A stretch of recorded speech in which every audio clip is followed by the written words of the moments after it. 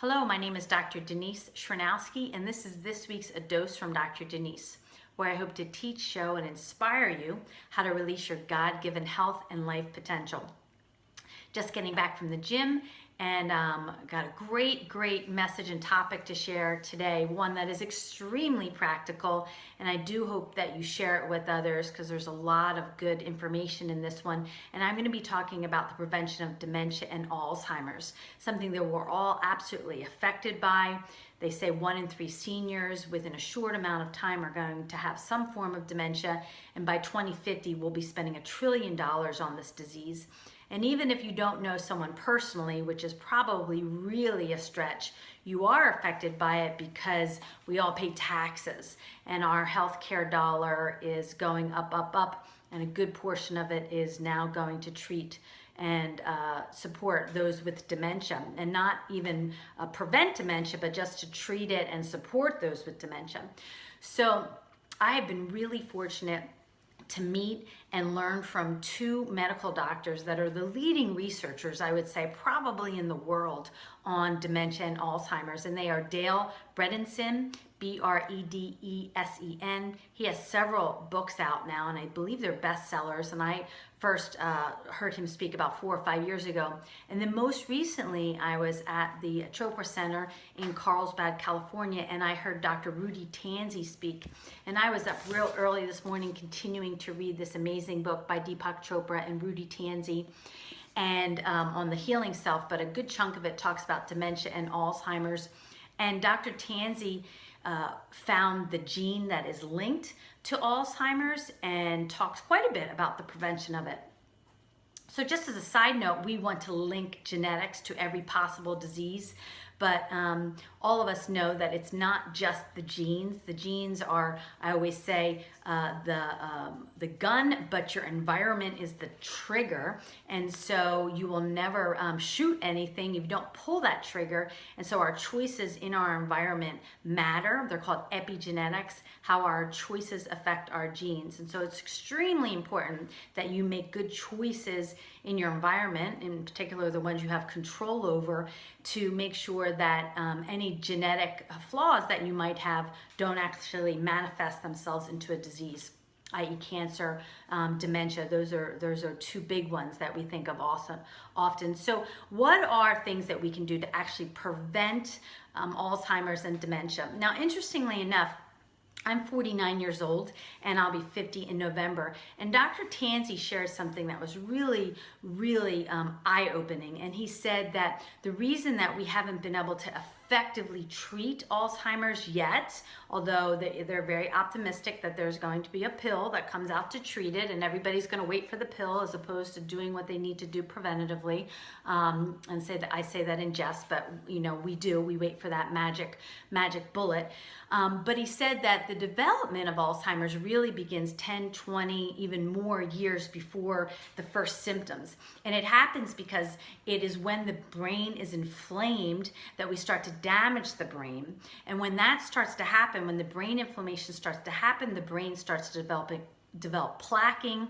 They call it these amyloid plaques, which makes the brain sticky and gooey, if you will. And then that affects the nerves and the nerve signaling. And so the nerves become what they call tangled. So literally just picture an extension cord that's frayed and ropey and no longer works. That's literally what's happening with our nerves, which are electrical extension cords, if you will.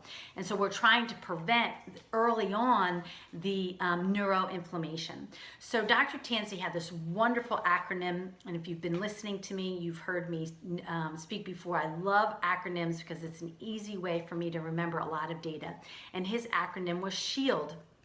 SHIELD. So I want to quickly step through what each of those letters mean. The first S is for sleep. And so of course we know that our sleep is absolutely important. When we get into our deep REM sleep, that's when the brain heals. And so if you never get into deep REM sleep, you don't have that healing effect of the brain. And so, getting 7 to 8 hours of quality and of course quantity sleep every night is very important. And there are things you can do to enhance your sleep. not watching a horror film or what I like to call news before you go to bed, not watching any television before you go to bed, not scrolling ad nauseum through social media that does not uplift you before you go to bed, having a cool and dark bedroom, obviously no television in your bedroom, low amount of light and sound, all the things that can be overstimulating, not having these large meals right before we go to bed. So sleep is very important. And that leads us right into the H, because many of the things that prevent us from sleeping well are stress. And so the H of SHIELD stands for handle stress. How important is it for us to be able to learn how to mitigate stress? We will all have stress in our life. Of course, we'll have stress. And sometimes stress can lead us to do awesome things like change our life if the stress is too intense. But if we don't handle the stress well through prayer, meditation, journaling, changing our environment, recognizing the stressor, managing our emotions, which I've talked about before. Your emotions are just a chemical response, and that chemical response lasts in your body 90 seconds as long as you don't continue to bathe your brain with the same stimulus that caused the emotion, like anger. So handling your emotions, there's many things that you can do to handle stress. That's why in my new practice that I'll be opening in the fall, I'm calling it a chiropractic and mindfulness practice, because it's going to be very important for me, in addition to using my healing hands with chiropractic, which of course I think is crucial, but also teaching my patients the principles of mindfulness, as well as teaching them in office how to meditate. And so I'm going to have some meditation chairs, so I'm really excited about that. So the next letter of SHIELD is I, and that's interact. We have to be able to interact with others. So being social creatures. So even though we call it social media has caused us to be less and less social, because we're no longer with people. I mean, we call it Facebook, but we don't even see people's faces. So we need to interact with people, and they're showing that people with dementia and Alzheimer's have become loners. So interaction is crucial. In a couple hours, I'll go play Mahjong, this very ancient Chinese tile game that I love and that women here in Beaumont play regularly. There's a woman in my group, her name is Rosemary. And Rosemary is, I don't know, like 81, maybe she's even 82.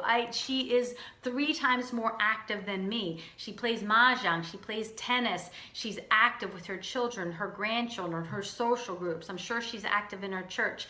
And she's over 80 years old, and she's spectacular. So I'm sure that interaction that she has is so good for her. The E stands for exercise. And let me not harp on this too much, but exercise is non-negotiable. Exercise is non-negotiable if you want to live a long, healthy, blissful life free of disease, and you need to be exercising at least 150 minutes a week. That could be 5 days of 30 minutes at a clip. You could spread it over 3 days, but you need to be doing cardio, strength training, mobility, walk, swim, bike, run, do fitness classes, hire a personal trainer. There's so many options, but you've got to move your body. It's designed to move, and becoming slugs and sitting on the couch all the time is really increasing the inflammation in our body, and particularly in our brains. The L stands for learn. And Dr. Tanzi was very specific about this. He says you have to learn new things to develop new neural pathways. So just playing crossword puzzle every day or doing something that's familiar to you is not necessarily going to build more neural pathways. So read new books, biographies, learn a new language, learn a new recipe, take some type of class. There's so many things that you can do to learn a new skill or learn new information. Very important. And then of course the last part is diet. Our diets are so horrific. We just eat so much crap and processed food. When I was at the Chopra Center a few weeks ago, it was a vegetarian seminar. So they served us vegetarian meals. And I said to myself, if someone cooked like this for me all the time, I would absolutely become a vegetarian. It was delicious. I believe it's Dean Ornish that says, in summary, eat less, more plants. What a great line. Eat less, more plants. And all along the lines of eating less, intermittent fasting is very important, and it's a new thing that's trending. Dale Bredesen speaks of this significantly in his books. Intermittent fasting, that means you fast from food for a period of time. So you could do a daily fast by completing your evening meal by 7 p.m. and not eating again till 7 a.m. That's a 12-hour fast. My husband and I have been trying to do a liquid fast, meaning we just have a small amount of liquid products on Wednesdays. We drink some greens, some juice, maybe just a little bit of fruit, but we try to give our body a break from food every Wednesday, and that's proving to be really wonderful. So SHIELD, sleep, handle stress, interact with others, exercise, learn more, and watch your diet. And I want to just conclude with this. I know I'm over 10 minutes, but I want to share something that happened in Mexico, and it just kind of hit home. I'm doing this because my dog is trying to stop. I don't want to have to re-record this, is wanting to be played with.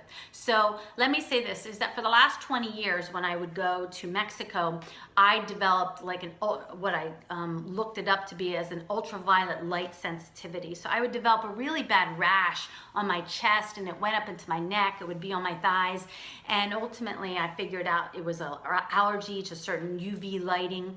I would take Claritin before I went. I would make sure to really cover up with all my sunscreens, and that helped keep it at bay, but not totally keep it away. So usually by day 4 or 5, when I went to Mexico for a full week, that rash would come out, and then I truly had to just stay in the shade. This is the first trip ever where I did not have a little bit of the rash, none. And when I got home, of course, I linked it to the fact that I have stopped drinking alcohol. Now again, I'm not trying to beat a dead horse, and I know that many of you still drink, and so I'm just not trying to hit you over the head with it. But it makes sense to me, because when you drink more than you should, and if you drink, the amount we're supposed to drink is 1 glass, preferably of red wine, once a night or every other night. But when we drink more than that, it leads to inflammation. So for me in Mexico, a combination of having this Irish white skin, and then being in the Mexican sun, which was very inflammatory to my skin, and adding alcohol, that rash really came out. And it was such an aha for me that the rash didn't show up at all when we had 7 full days of sun this week, although I did still use my sunscreen.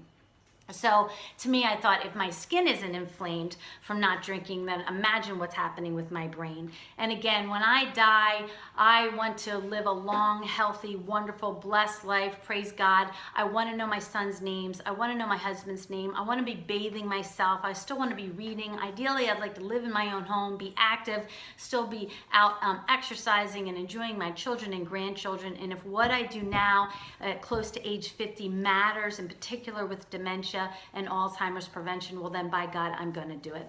So that's this week's A Dose from Dr. Denise. I apologize that I went over 10 minutes, but I think it's really good information. Definitely worth the share this week. Have a wonderful week. God bless, and peace out.